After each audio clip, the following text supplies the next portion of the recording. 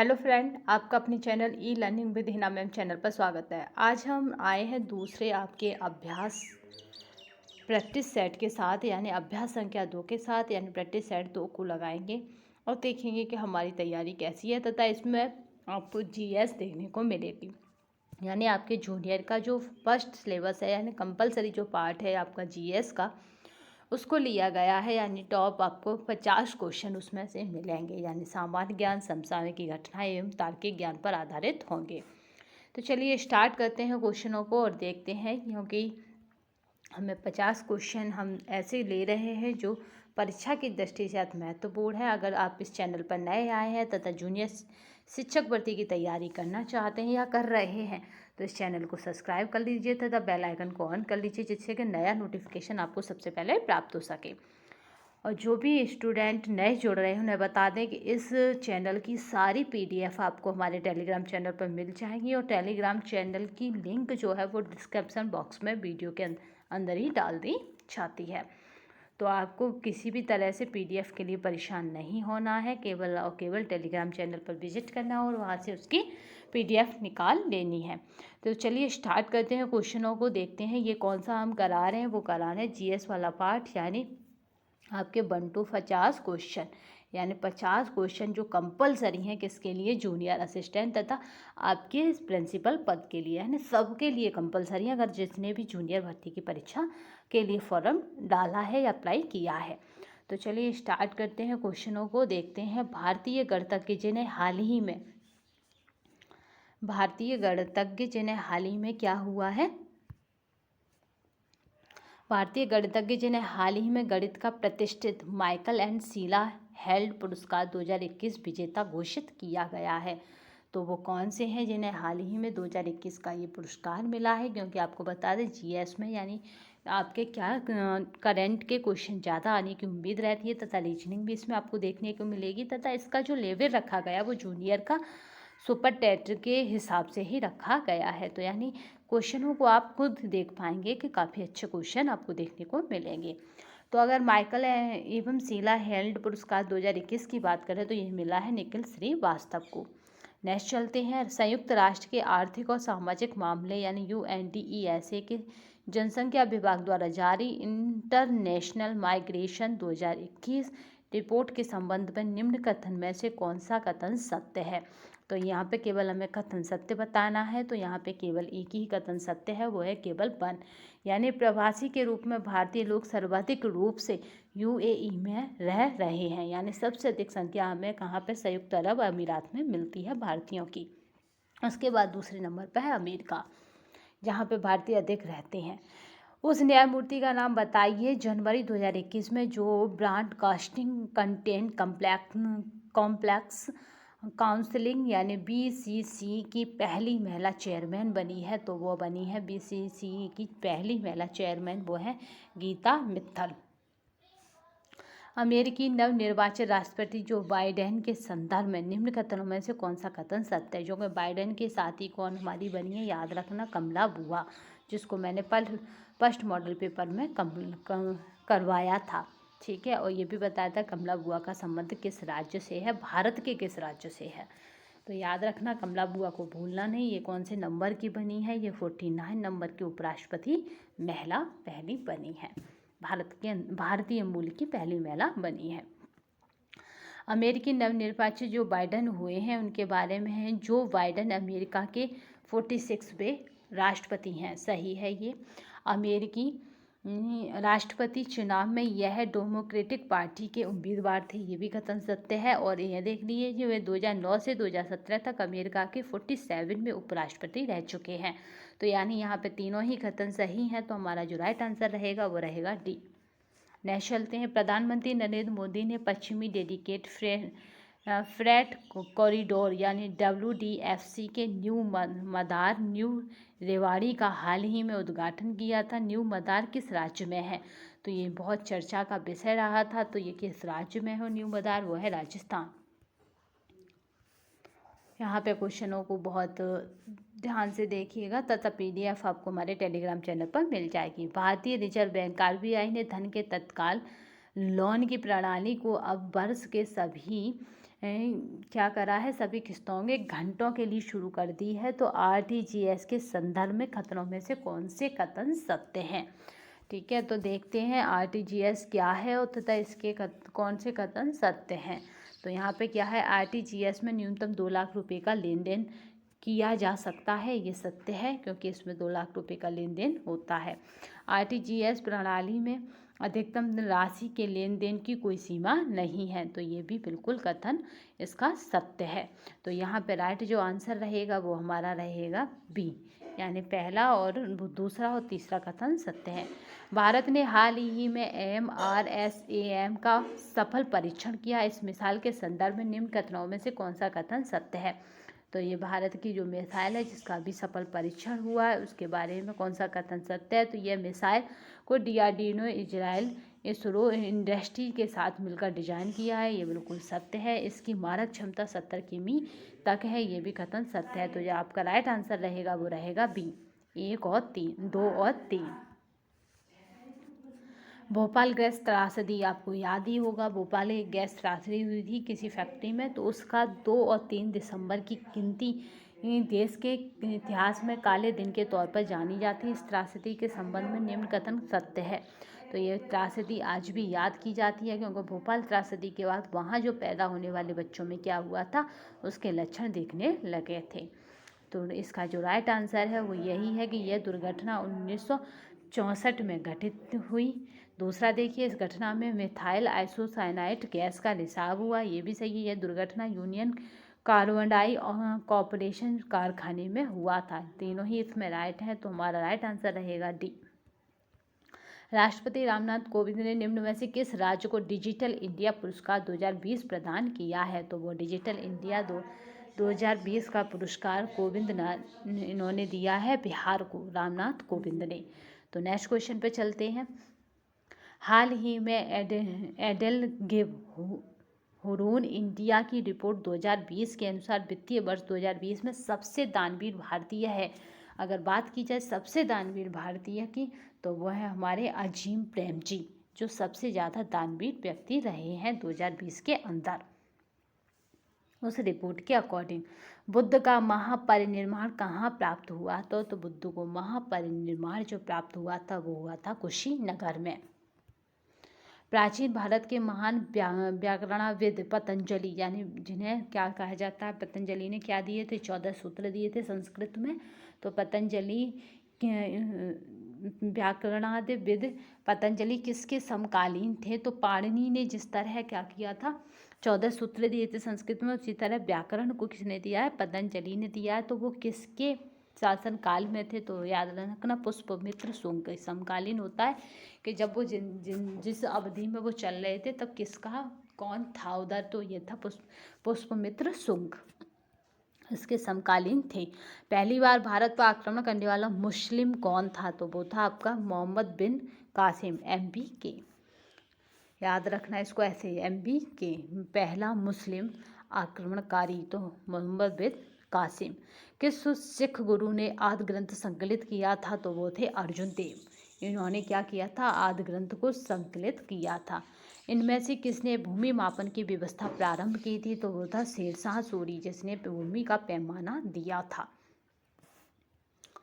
किस वर्ष में ईस्ट इंडिया कंपनी ने रणजीत सिंह के साथ अमृतसर की संधि पर पहली संधि पर हस्ताक्षर किए थे? ये बहुत इंपॉर्टेंट रहती है संधि। ईस्ट इंडिया कंपनी और रणजीत सिंह के मध्य हुई थी संधि। तो यहाँ पे कब हस्ताक्षर हुए थे? तो वो थे 1809 में। निम्नलिखित में से कौन सी प्रणाली भारत में ब्रिटिश शासन के दौरान भूमि राजस्व प्रणाली से संबंधित नहीं है? तो ब्रिटिश शासन के दौरान पूछा है तो दस्तक ब्रिटिश शासन की नहीं है, जमींदारी थी, मालवाड़ी थी, रेयतवाड़ी थी। ब्रह्म समाज की स्थापना किसने की थी? तो वो थे राजा राममोहन राय। राजा राममोहन को हमने पहले मॉडल पेपर में देख लिया। इन्हें राजा की उपाधि किसने दी थी? अकबर सेकंड ने दी थी। और ये अकबर सेकंड की ये मतलब उसकी बातचीत को ही लेकर अंग्रेजों के मध्य गए थे। अमृतसर में जलियांवाला कुख्यात जनसंहार यानी जलियांवाला कांड कब हुआ था? तो वो हुआ था 13 अप्रैल 1919। 1919 सबको याद रहती है, ये याद रखना डे, यानी 13 अप्रैल था उस दिन। सिंधु घाटी सभ्यता के बारे में इनमें से कौन सा कथन सत्य है, यानी सिंधु घाटी सभ्यता के बारे में कौन सा कथन हमारा सत्य है। तो हमें याद रखना है कि सिंधु के लोग क्या करते थे, कपास का उत्पादन करने वाले थे। नेक्स्ट चलते हैं। आज वीडियो काफ़ी लंबा नहीं जाएगा क्योंकि हम बहुत जल्दी कर रहे हैं। कर्क रेखा निम्नलिखित में से किन राज्यों से गुजरती है। तो जो आपकी कर्क रेखा है वो किन राज्यों से गुजरती है, तो आपको राइट आंसर जो रहेगा वो है गुजरात से गुजरती है, आपकी झारखंड से गुजरती है और मिजोरम से गुजरती है। तो आपका राइट आंसर रहेगा सी, यानी इसमें असम से नहीं गुजरती। वह कौन सा सर्वोच्च पर्वत शिखर है जो पूरी तरह से भारत में स्थित है, तो वह है नंदा देवी। ये पूरी तरह से भारत में स्थित है, इसका कोई भी पार्ट किसी भी देश में नहीं है। निम्नलिखित में से कौन सी नदी जमुना नदी से नहीं मिलती है, तो जो जमुना नदी से नहीं मिलती है वो हमारी नदी है सोन। केन, बेतवा, चंबल ये सब जमुना की सहायक नदियाँ हैं। पश्चिमी विक्षोभ जिस कारण उत्तर पश्चिम भारत में बारिश होते हैं उसका उत्पत्ति स्थल है, तो वो है हमारा उत्पत्ति स्थल आपका भूमध्य सागर। पर्यावरण खेती इको फार्मिंग को डॉट नाम से भी जाना जाता है, तो उसको जाना जाता है इको फार्मिंग को जैविक खेती या ऑर्गेनिक फार्मिंग, इसको इस नाम से भी जाना जाता है। ऑर्गेनिक फार्मिंग याद रखना, जैविक खेती। नेक्स्ट क्वेश्चन चलते हैं। निम्न में से कौन सा स्थान स्टील निर्माण से संबंधित नहीं है, तो आप याद रखनी है झरिया। झारखंड का झरिया यानी रिया। याद रखना कि ये क्या है, सबसे दूषित आपका झारखंड का जिला है रिया। भारतीय संविधान को माना जाता है जो झरिया है वो कोयले के उत्पादन के लिए फेमस है। भारतीय संविधान को माना जाता है, तो ये हम पहले करा चुके हैं पहले मॉडल पेपर में। तो ये क्या है, रूप विधान में संघीय है और भावना में एकात्मक है, दोनों ही है भारतीय संविधान। निम्नलिखित में से कौन सी समिति ने मूल कर्तव्यों को संविधान में सम्मिलित करने का सुझाव दिया है, तो जो मूल संविधान है उसमें संबंधित करने का, तो वो था आपका स्वर्ण सेन समिति। इसने ही क्या करा था, मूल कर्तव्यों को संविधान में सम्मिलित करने का सुझाव दिया था। इसी के कहने पर 42वां संविधान संशोधन हुआ था 1976 में, याद रखना। भारतीय संविधान के किस अनुच्छेद के तहत उपराष्ट्रपति का चुनाव होता है, तो याद रखना वो अनुच्छेद है 66 यानी 66वां। भारत के केंद्रीय मंत्रिमंडल में अधिकतम कितने मंत्री हो सकते हैं, तो याद रखना केंद्रीय मंत्रिमंडल की बात हुई है तो लोकसभा की कुल संख्या का 15% अधिकतम पूछा है यहाँ पे। तो यहाँ आपको क्वेश्चन समझ में आ रहे होंगे, आप कमेंट बॉक्स में बता सकते हैं। पंचायती राज व्यवस्था के तहत ग्राम सभा के सदस्य कौन हैं, तो यहाँ पे से ऐसे समझिए कि ग्राम सभा के जो सदस्य होते हैं वो वही होते हैं जो वहाँ के वोटर होते हैं, जिनका क्या होता है, पंजीकृत होते हैं। तो इसका राइट आंसर जो रहेगा वो है पंचायती क्षेत्र में मतदाता के रूप में पंजीकृत सभी वयस्क सदस्य। वयस्क इसलिए है क्योंकि वो 18 वर्ष के ऊपर होते हैं, उनका ही नाम वोटर लिस्ट में होता है। नेक्स्ट चलते हैं। संविधान का 52वां संशोधन संबंधित है, तो इसमें पूछा गया है 52वां संशोधन, तो वो हमारा है दल बदल से। भारत में राष्ट्रीय आय का आकलन करने वाली संस्था है, यानी भारत में जब राष्ट्रीय आय का आकलन होगा तो वो कौन सी संस्था करेगी, तो वो है केंद्रीय सांख्यिकीय संगठन यानी CSO। नाबार्ड की स्थापना किस वर्ष हुई थी, नाबार्ड आपकी बहुत फेमस बैंक है क्योंकि ये ग्रामीणों के लिए है, तो ये 1982 में हुई थी। जनगणना 2011 के अनुसार भारत तीसरा सबसे अधिक आबादी वाला राज्य कौन सा है भारत का, तो वो याद रखना आपको, इसमें तीसरा पूछा जा रहा है तो वो बिहार है, अगर पहला पूछा जाता तो वो यूपी हो जाता। इकोनॉमिक सर्वे किसके द्वारा प्रकाशित होता है, तो जो इकोनॉमिक सर्वे की बात आती है किसके द्वारा प्रकाशित होता है, तो वह वित्त मंत्रालय के द्वारा, ना कि राष्ट्रीय सांख्यिकी संस्थान के द्वारा, ये तो केवल गणना करता है। ग्रेट बैरियर रीफ एक डॉट है, तो आपको याद रखना है ग्रेट बैरियर जो रीफ है वो क्या है, प्रवाल रचना है। सर्वाधिक वार्षिक वार्षिक वर्षा कहाँ होती है? तो यानी सर्वाधिक वार्षिक जो वर्षा होती है वो हमारी होती है अमेजन बेसिन में। भद्रा वन्यजीव अभयारण्य किस राज्य में स्थित है? तो जो भद्रा वन्यजीव अभयारण्य है वो हमारे कर्नाटक राज्य में स्थित है। भारत देश का विश्व धरोहर स्थलों में संख्या के आधार पर कौन सा स्थान है? तो विश्व धरोहर स्थल में इसका 7वां स्थान है संख्या के आधार पर। समय की एसआई इकाई क्या है? तो समय की एसआई इकाई आपको सबको पता ही होगा कि क्या है, वो सेकंड है। किसी व्यक्ति का पूरा प्रतिबिंब देखने के लिए समतल दर्पण की न्यूनतम ऊंचाई होती है, यानी हम अपना पूरा प्रतिबिंब यानी पूरा शरीर जब देख सकते हैं जब वो हमारी लंबाई का क्या हो, आधा हो। ये याद रखना, पूछा जाता है कि किसी की लंबाई 5 फुट है तो वो समतल दर्पण में अपना प्रतिबिंब पूरा कब देख पाएगा? जब क्या हो, 2.5 फुट का उसका शीशा हो। व्यक्ति की ऊंचाई की आधी। नेक्स्ट क्वेश्चन देखते हैं।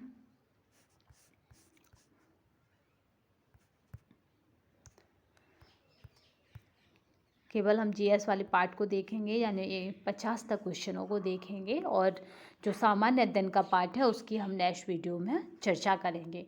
न्यूटन की खोज किसने की थी? तो न्यूटन की खोज की थी आपकी चैडविक ने, याद रखिएगा।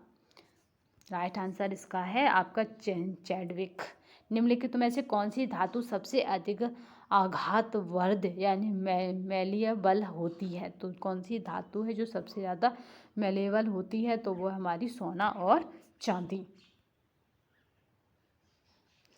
एंटोमोलॉजी का संबंध किससे है? तो जो एंटोमोलॉजी है उसका संबंध कीट अध्ययन से है, याद रखना।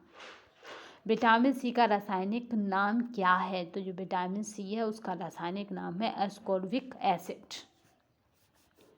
विटामिन सी क्या करती है? हमारे अंदर रोग प्रतिरोधक क्षमता बढ़ाती है, यानी रोगों से लड़ने की ताकत बढ़ाती है। वह विकल्प चुने जिसका तीसरे शब्द के साथ ठीक वैसा ही संबंध हो जैसा दूसरे शब्द का पहले शब्द के साथ है, यानी इसको देखते हुए हमें इसके लिए चुनना है। तो रसोई में आपका प्रशीतक होता है यानी फ्रिज होता है, तो स्नान घर में क्या होगा? तो स्नान घर में होगा हमारा गीजर, उष्ण जल स्रोत। यहाँ देखिए, यदि किसी कूट भाषा में आपका MIND को IMDN लिखा जाता है तो उसी रूप में GAME को गेम को उस कूट भाषा में क्या लिखेंगे? तो MIND को क्या लिखते हैं? जैसे कर सकते हैं IMDN लिखा जाता है। तो यहाँ देखिए क्या श्रृंखला बन रही है, यानी इधर से क्या हुआ, ये आगे आ गया, ये वाला इसका आगे आ गया, ठीक है। डी यहाँ पे था, आगे आ गया। तो इसमें क्या करना है हमें? GAME में क्या करना है? वो अपने स्थान को छोड़कर वो आगे आ जाते हैं, बीच वाले और लास्ट वाले शब्द। तो हमें जी आपका जो है GAME में क्या करना है कि जो पहला दूसरा और लास्ट का है वो आगे आ जाएगा, यानी AGEM। आप देखते हैं ये कूट किस में है? तो AGEMC राइट आंसर रहेगा। अब देखते हैं हमारा ये वाला क्वेश्चन। पहले महीने का पहला दिन, अप्रैल महीने का पहला दिन अगर बुधवार है तो उसी वर्ष में मई माह की पहली तारीख का सप्ताह में कौन सा दिन होगा? तो आपको याद है कि जो अप्रैल का महीना होता है वो 30 का होता है, तो यहाँ पे हमें क्या करना, उसके अकॉर्डिंग ही काम करना है, यानी उसके अकॉर्डिंग ही हमें यहाँ पे देखना है।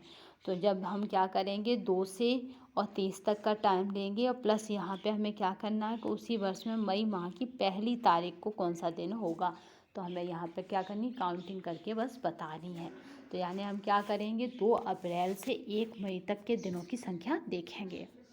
हमने क्या करा, 2 अप्रैल लिया और क्या करा, 2 अप्रैल से 1 मई तक का समय लिया।